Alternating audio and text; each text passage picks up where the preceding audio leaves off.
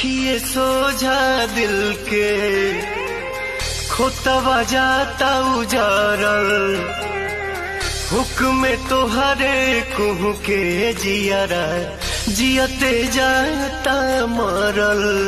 अब हम का करें जी की मरी, तोहरा बिना भैनी बेजान।